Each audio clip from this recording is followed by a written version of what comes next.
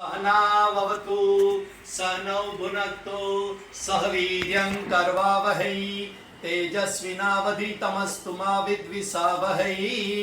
ओम शांति शांति शांति। हरि ओम श्री गुरुभ्यो नमः। हरि ओम। श्रीमद् भगवद गीता अध्याय 1 एनी આગળ જે ઉपोद्घात ભાષ્ય અથવા તો મહિમા જે ગીતાનો છે એ આપણે જાણવાની કોશિશ કરે છે। તો આજનો પ્રશ્ન છે કે ગીતાનું ખાસ લક્ષ્ય શું છે,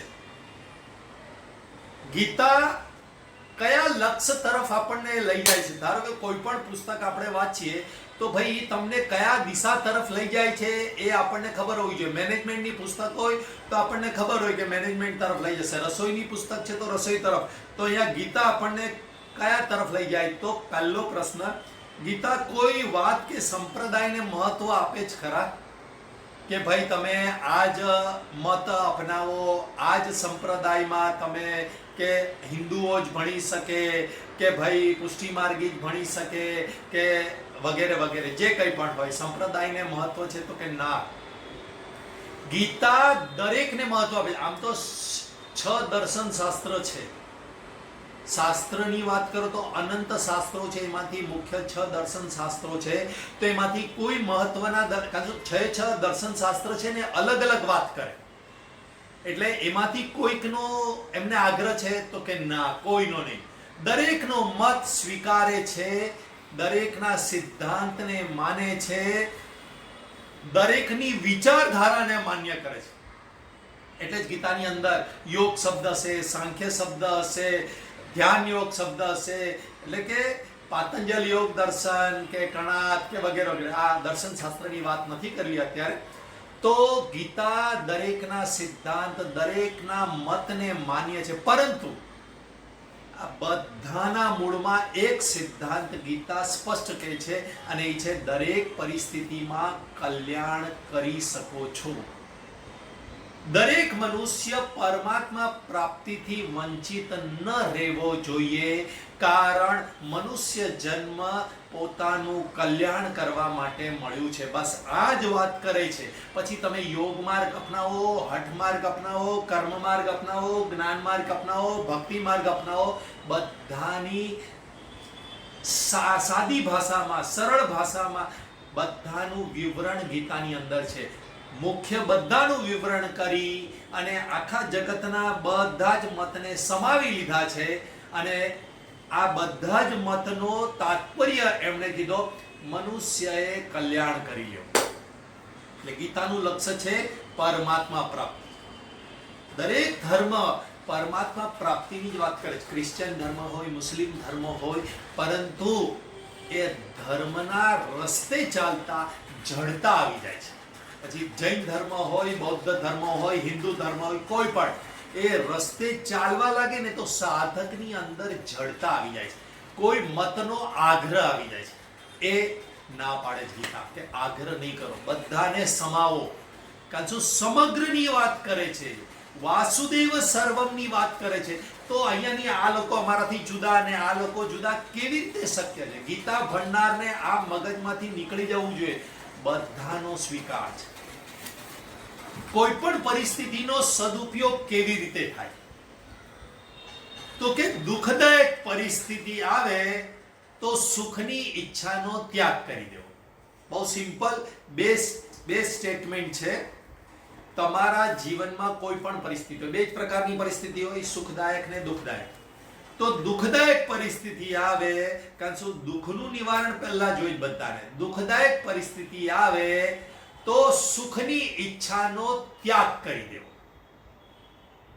ધારો કે તમને દુઃખ આવ્યું તો કે ભાઈ આ દુઃખ કેવી રીતે જાય ને મને સુખ મળે, આવી ઈચ્છાઓ નહીં કરવાની। જ્યોતિબેન વિડિયો બંધ કરી દેજો તમારો, જ્યોતિબેન। એટલે દુઃખદાયક પરિસ્થિતિ આવે તો સુખની ઈચ્છાનો ત્યાગ, બરાબર સમજો, બહુ સિમ્પલ વસ્તુ છે, પરંતુ સમજવામાં અઘરી છે। તમને કે મને દુઃખ આવ્યું, શારીરિક દુઃખ, સંબંધનું દુઃખ, ધનનું દુઃખ, ઘરનું દુઃખ, કોઈ પણ પ્રકારના દુઃખ હોય, એક પહેલા નિશ્ચય કરી લો કે મારે સુખની ઈચ્છાનો ત્યાગ કરવો છે. દુઃખદાયક પરિસ્થિતિમાં સુખની ઈચ્છાનો ત્યાગ કરી દેવાનો. બરાબર છે? આ બરાબર સમજી લેજો. અને બીજું, સુખદાયક પરિસ્થિતિ આવે તો ધારો કે ઘણાને એમ લાગે હું તો બહુ સુખી છું, તો સુખદાયક પરિસ્થિતિ આવે તો આ ટકી રહે એવો વિચાર નહીં કરો. નહીં, મારો પૈસો ટકી રહે, મારી તંદુરસ્તી ટકી રહે. સંસારનો નિયમ છે સમ્યક સરતી ઇતિ સંસાર.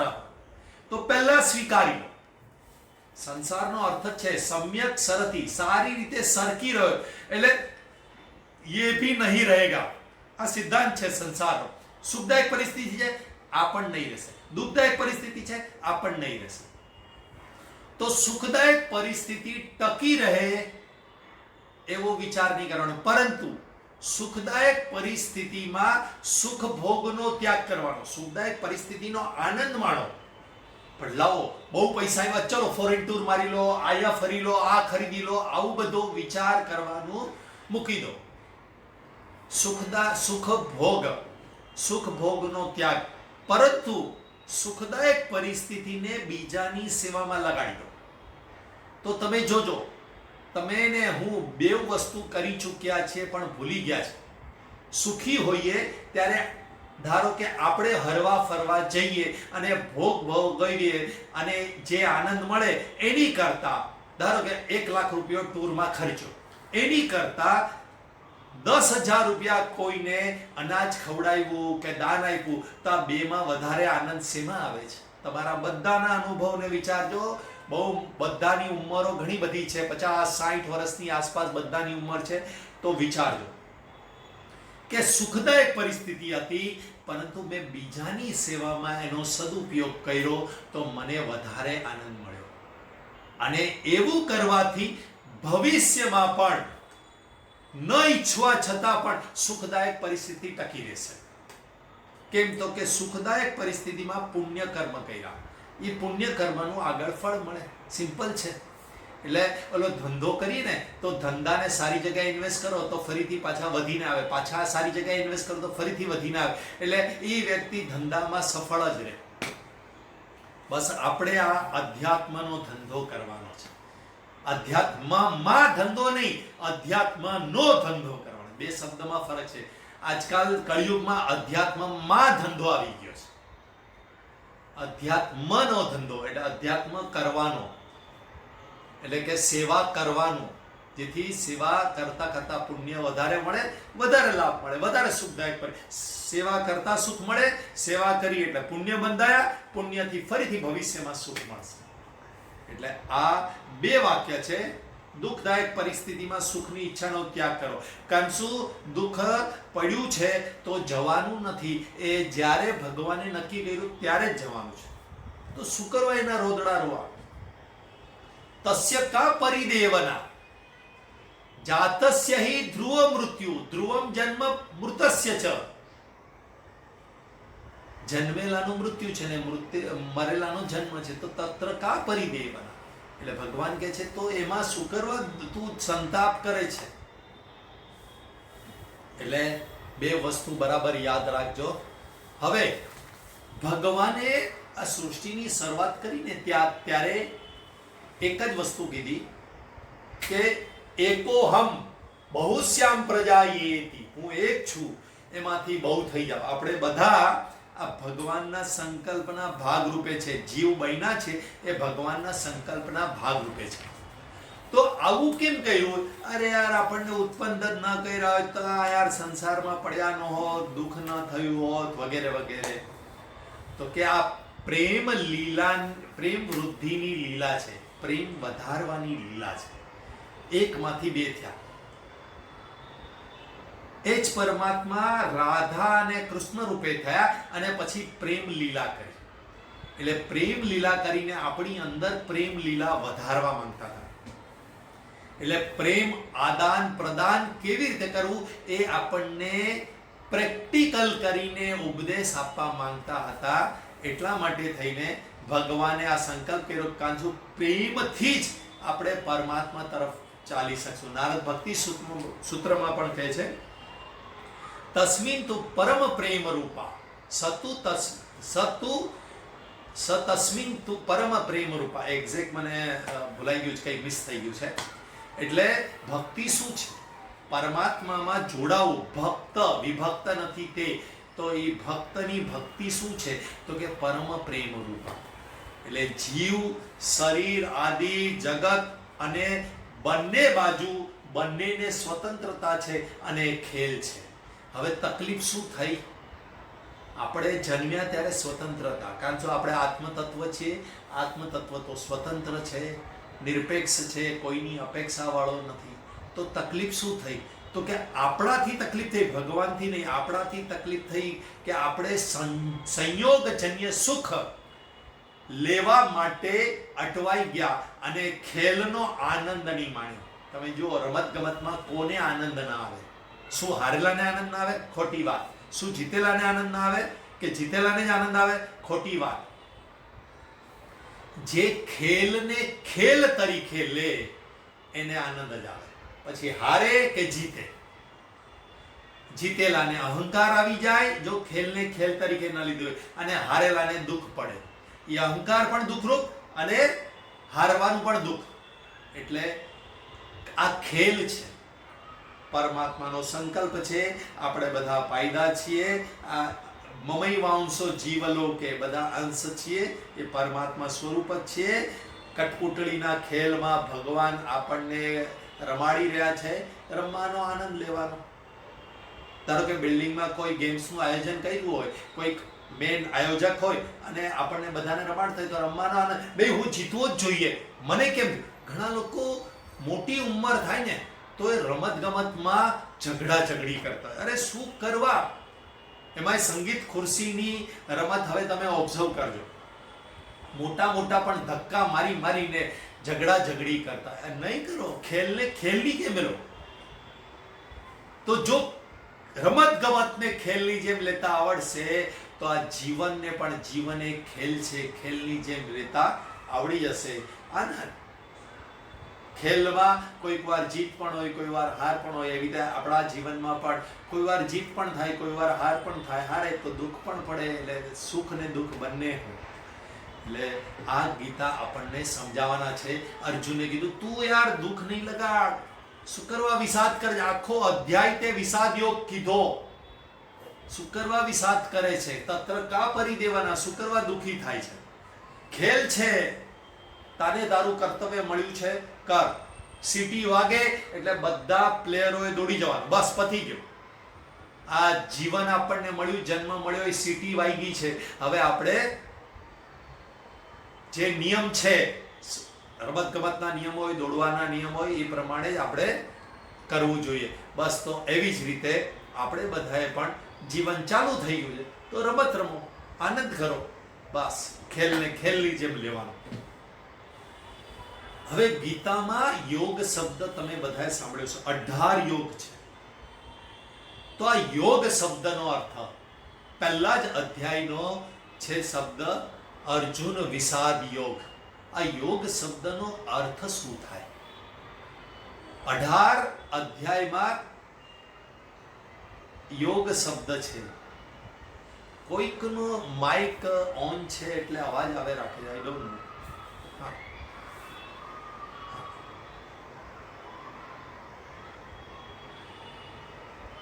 કવિતાબેન જુઓ ને, કોઈનું માઇક ઓન છે, મને અવાજ આવે રાખે છે. તો પછી કહ્યું ને? હા, ઓકે. હા, ગીતામાં યોગ શબ્દના કેટલા અર્થ છે? તો યોગ શબ્દના 3 અર્થ થાય. અને ગીતાની અંદર 3 અર્થ અલગ અલગ નામની સાથે તમે જોડશો ને તો એ અર્થ મળી જશે. યુંજીત યોગ એટલે જોડાઈ જવું, નિત્ય સંબંધ. યુંજીત એટલે જોડાયેલા રહેવું, એને યોગ કહેવાય. સમરૂપ પરમાત્મા સાથેનો નિત્ય સંબંધ, એને યોગ કહેવાય. યોગ શબ્દ આખી જિંદગીમાં તમે ઘણી બધી વાર સાંભળવાના. તો આ 3 અર્થ સમજી લો. એટલા માટે કહ્યું, કારણ અર્જુન વિષાદ યોગ પહેલો અધ્યાય શરૂ કરીએ એની પહેલા જે અમુક શબ્દો છે જે નિયમિત સાંભળેલા છે એ કદાચ અર્થ ન ખબર હોય તો એનું અનુસંધાન ન થાય, એટલે એની વૃત્તિ ન થાય. તો યોગ શબ્દનો પહેલો અર્થ યુંજિત યોગ, એટલે સમરૂપ પરમાત્મા. પરમાત્મા સમ છે. નિર્દોષમી સમમ બ્રહ્મ તસ્માત બ્રહ્મણી તે સ્થિતા, ગીતાની અંદરનો શ્લોક છે. તો સમરૂપ પરમાત્મા સાથે નિત્ય સંબંધ અને સમત્વમ યોગ ઉચ્ચતે, આ પણ અર્થ બીજા અધ્યાયના 48મા શ્લોકમાં કીધેલો છે. તો પહેલો યોગનો અર્થ છે સમત્વ, સમતામાં સ્થિત, દુઃખ સુખ, લાભ હાનિ, પોતાનો પરાયો, આ બધામાં સમતા. બધા જ પરમાત્માના સ્વરૂપ છે. ઉપર ઉઠી જજો. મારો પુત્ર, મારી પત્ની, મારો પતિ, મારા ઘર, મારું ધન, આનાથી ઉપર ઉઠી જજો. પરમાત્મા એનાથી ઉપર ઉઠી ગયા. પરમાત્માએ કોઈ દિવસ કીધું છે કે આ તારું ઘર નથી, મારું ઘર છે, આ સૃષ્ટિ આખી મારી છે, એવું કોઈ દિવસ કીધું છે? ના. તમે તમારું નામ લખો, પરમાત્મા ખુશ છે. આ ફ્લેટ પર આ એગ્રીમેન્ટમાં મારું નામ લખો, બસ ખુશ છે પરમાત્મા. મેં તને આપ્યું છે, હું ખુશ છું. આખી સૃષ્ટિ બધાના માટે છે. કશે ભગવાને નામ નથી લખ્યું પોતાનું. પૃથ્વી પર કોઈ જગ્યાએ નામ છે? આપણા ઘર પર નેમ પ્લેટ હોય, એવી પૃથ્વી પર નેમ પ્લેટ છે શ્રી કૃષ્ણ પરમાત્મા કે વિષ્ણુ કે શિવજી, એવું કઈ નામ છે? નથી. એટલા માટે થઈને અહીંયા આગળ નિત્ય સમત્વમ યોગ, પોતાનું પરાયું કોઈ નહીં. ભગવાન કસાબનો પણ શ્વાસ ચલાવતા હતા, અને વાલ્મીકી અને વેદવ્યાસજીનો પણ શ્વાસ ચલાવતા હતા, અને દુર્યોધનનો પણ શ્વાસ ચલાવતા હતા. સમત્વમ, ઉપદેશ આપે પરંતુ સમતામાં, ઉપદેશ આપીને છૂટી જવાનું. એટલે અહીંયા આગળ પહેલું સમત્વમ. બીજો અર્થ છે યુંજ સમાધૌ. યુંજ સમાધૌ એટલે સમાધિ, એટલે કે ચિત્તની સ્થિરતા કે સમાધિમાં સ્થિતિ. આ યોગનો બીજો અર્થ છે. ચિત્તની સમતા કે સ્થિરતા. પહેલો સમતાનો અર્થ થયો, બીજી સ્થિરતા. યોગનો અર્થ થાય છે સ્થિરતા. એ પણ 6થા અધ્યાયના 20મા શ્લોકમાં આ અર્થ કીધો છે. યત્રો પરમતે ચિત્તમ નિરુદ્ધમ યોગ સેવયા. અને ત્રીજો અર્થ યુજ સંયમને, એટલે યોગનો અર્થ થાય છે સંયમન, અથવા તો સામર્થ્ય, અથવા તો પ્રભાવ. એટલે સંયમ. સંયમ અર્થ કરવાનો છે. 3 અર્થ મેં કીધા. પહેલો યોગનો અર્થ છે સમત્વમ, બીજો યોગનો અર્થ છે સ્થિરતા, ત્રીજો યોગનો અર્થ છે સંયમ. બસ આ 3 વસ્તુ ગીતાના 18 અધ્યાયની અંદર તમને આવશે. સ્થિરતા માટે તો આખો 6થો અધ્યાય કીધો. સમતા માટે થઈને ઘડે સમતા કે છે. અને સંયમ કેટલી બધી વાર કીધું તે. ઇન્દ્રિયાણી પ્રમાર્થિની હરંતી પ્રસવમ મનઃ ઇન્દ્રિયસ્ય ઇન્દ્રિયસ્ય અર્થે રાગ દ્વેષો વ્યવસ્થિતો યેહિ સંસ્પર્શજા ભોગાહ દુઃખયોનય એવતે. આવું ઘણી બધી વાર કહેશે. એટલે 3 મુખ્ય ઉપદેશ ગીતાની અંદર છે. આપણે એ 3 મુખ્ય ઉપદેશને લેવાનો છે. જીવનમાં આપણે સમતા કેળવવાની છે, સ્થિરતા, મનની સ્થિરતા કેળવવાની છે, અને ત્રીજું સંયમ કેળવવાનો છે. આ 3 અર્થ યોગના થયા. શું આપણે 3 યોગ પ્રાપ્ત કરવાના છે? સામાન્ય રીતે દરેક શાસ્ત્રમાં 3 યોગની વાત કરવામાં આવે, કર્મયોગ, જ્ઞાન યોગ ને ભક્તિ યોગ. તો કે ના, આગળ મેં વાત કરી એવી જ રીતે 3 યોગ પ્રાપ્ત નથી કરવાના. કોઈ પણ એક યોગમાં સ્થિર થઈ જવાનું છે, બીજા આપોઆપ પ્રાપ્ત થઈ જશે. એવી જ રીતે આ 3 વાત કીધી છે. સમતામાં સ્થિરતા તો સમતામાં સ્થિત થઈ જાવ તો સ્થિરતા આવી જાય અને સંયમે આવી જાય. તમે સંયમી બની જાઓ તો સ્થિરતા પણ મળી જાય અને સમતા પણ આવી જાય. તમે મનની સ્થિરતા પ્રાપ્ત કરો તો સંયમે પ્રાપ્ત થઈ જાય અને સમતા પણ પ્રાપ્ત થઈ જાય. એટલે આ 3 નથી, 3 માંનું કોઈ પણ એક તમને ગમે એ પકડી લો. તો તમને ત્રણેય યોગ પ્રાપ્ત થઈ જશે. હવે યોગ શાસ્ત્ર એટલે કે પાતંજલ યોગ શાસ્ત્રમાં યોગનો અર્થ કીધો છે યોગશ્ચિત્ત વૃત્તિ નિરોધઃ. યોગનો અર્થ અને એનું પરિણામ શું છે? તદા દ્રષ્ટુ સ્વરૂપે અવસ્થાનમ. ચિત્તનો નિરોધ કરવાથી સ્વરૂપમાં સ્થિતિ પ્રાપ્ત થાય. આ જ અર્થ ગીતાની અંદર પણ કહેવામાં આવ્યો છે. એટલે યોગ શાસ્ત્ર, આખું યોગ શાસ્ત્રનો સાર ગીતાની અંદર આવી જાય છે. કેવી રીતે? યોગસ્થ કુરુ કર્માણી. યોગમાં સ્થિત થઈને કર્મ કર.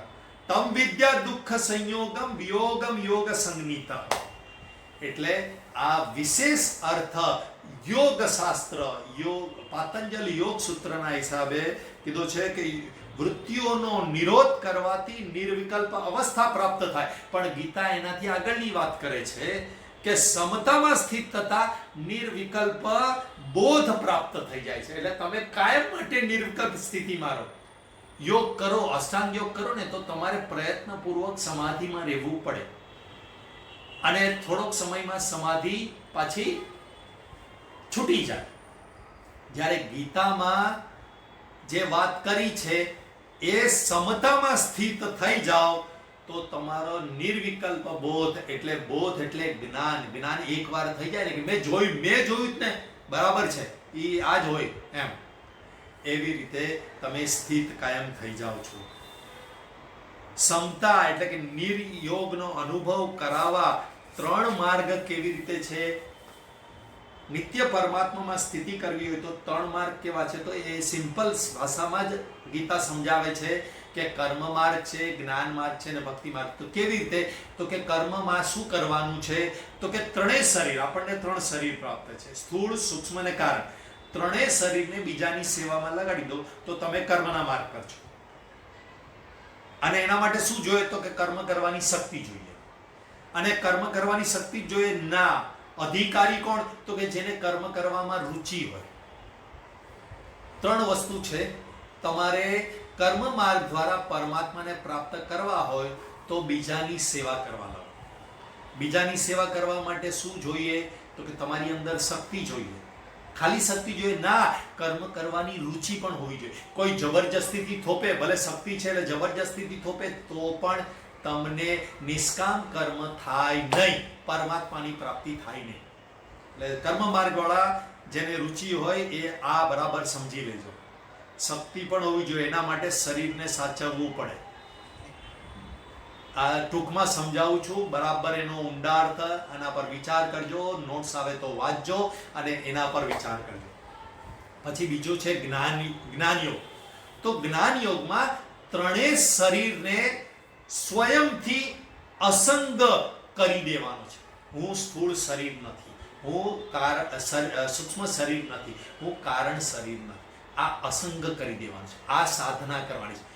કર્મ માર્ગમાં સેવા કરવાની સાધના કરવાની છે. જ્ઞાન યોગમાં તમારે આખો દિવસ વિચાર કરવાનો, ધ્યાનમાં બેસવાનું, નિધિધ્યાસન કરવાનું. હું સ્થૂળ શરીર નથી, હું સૂક્ષ્મ શરીર નથી, કારણ શરીર નથી. તો આના માટે શું જોઈએ? તો કે જાણવાની શક્તિ હોવી જોઈએ. તમને સત્સંગ સમજાવવો જોઈએ, વાંચન કરો તો સમજાતું હોવું જોઈએ. તો જ આ શક્તિ તમારી અંદર હોવી જોઈએ. સમજ શક્તિ કે ને, સમજ શક્તિ નથી આની અંદર. એ સમજ શક્તિ જોઈએ. ઓલી કરવાની શક્તિ હતી કર્મમાં. જ્ઞાન માર્ગમાં સમજ શક્તિ. ઘણાને છે ને એકવાર સાંભળે ને તો સમજાઈ જાય તો એ વ્યક્તિ જ્ઞાન માર્ગનો અધિકારી છે. અને અધિકારી કોણ? તો કે જિજ્ઞાસુ. જિજ્ઞાસા ન હોય, બુદ્ધિ બરાબર ચાલતી હોય પણ વિપરીત રસ્તે દુર્યોધનની જેમ ચાલતી હોય, કોઈની બનાવટ કરવામાં બુદ્ધિ ચાલતી હોય. જાણવાની શક્તિ હોય, બધાનું આખા જગતનું જાણવા માટે તળ પાપડ હોય. અને અમુક ભાઈઓ ને બહેનો તો અરે મને બધાની ખબર છે. કેમ? તો એની અંદર જાણવાની શક્તિ છે પરંતુ એને ખોટા માર્ગે વાપરી. આખા જગતને નથી જાણવાનું, પોતાને જાણવાનું છે. પોતે કોણ છે? સ્થૂળ શરીર છે? નથી. સૂક્ષ્મ શરીર છે? નથી. કારણ શરીર છે? નથી. આ શક્તિ જે ભગવાને આપી છે એને અહીંયા વાપરો. આપણે બહાર વાપરીએ છીએ, આખા જગતની પંચાતમાં વાપરીએ છીએ. અને એમાં શ્રેષ્ઠ લોકોની તો પંચાત પહેલા કરીએ. કારણ કે તુચ્છ લોકોની પંચાયતમાં કોઈને રસ ન હોય. એટલે બીજું કઈ શક્તિ હોવી જોઈએ? જાણવાની સમજ શક્તિ હોવી જોઈએ. અને અધિકારી કોણ? તો કે જિજ્ઞાસુ. મારા જીવન, મને જીવન કેમ મળ્યું છે મારે જાણવું છે. અને ત્રીજો ભક્તિ યોગ. એમાં ત્રણેય શરીરને ભગવાનને સમર્પિત કરી દો, પોતાની જાતને અને ત્રણેય શરીર ભગવાનને સમર્પિત કરી દો. સ્થૂળ શરીરથી જ ભગવાનની સેવા, જે કંઈ પણ કરું ભગવાનને પ્રસન્ન કરવા માટે, ભગવાનની આજ્ઞા. એટલે સ્વયં ભગવાનને સમર્પિત કરી દો. સ્વયં હું ભગવાનનો અને ભગવાન મારા. મેરે તો ગિરધર ગોપાલ દૂસરો ન કોઈ. મીરાનું વાક્ય યાદ રાખજો. બસ. હવે આમાં કઈ શક્તિ જોઈએ? તો કે માનવાની શક્તિ જોઈએ. ઘણાની અંદર માને જ નહીં કોઈ વાત. નહીં, પણ મને તર્કબદ્ધ રીતે ન સમજાય તો હું ન માનું. આ નથી, શક્તિ જ નથી એની. માનવા માટે પણ શક્તિ જોઈએ. એટલે માનવાની, હું બધી વાત માનીશ ને પછી આગળ વધીશ. માનવાની શક્તિ માટે વિશ્વાસ જોઈએ, પરમાત્મા પર વિશ્વાસ. અને અધિકારી કોણ? તો કે શ્રદ્ધાવાન હોય એ અધિકારી છે. આ ત્રણ યોગ માટે જેને પણ જે પ્રકારની રુચિ હોય, આ ત્રણ યોગનું મેં ડિસ્ક્રિપ્શન આપ્યું. એમાં જે ફિટ બેસ થાય એ યોગમાં આગળ વધવાનું. કરવાના ત્રણ યોગ છે. સહાયકારી બીજા બે સહાયકારી બનશે, પણ મુખ્ય એક બનશે. એના પર વિચાર કરજો. ઓમ પૂર્ણમદ પૂર્ણમિદં પૂર્ણાત પૂર્ણમુદચ્યતે પૂર્ણસ્ય પૂર્ણમાદાય પૂર્ણમેવાવશિષ્યતે. ઓમ શાંતિ શાંતિ શાંતિ. હરિ ઓમ. શ્રી ગુરુભ્યો નમઃ. હરિ ઓમ. હરિ ઓમ. બધાને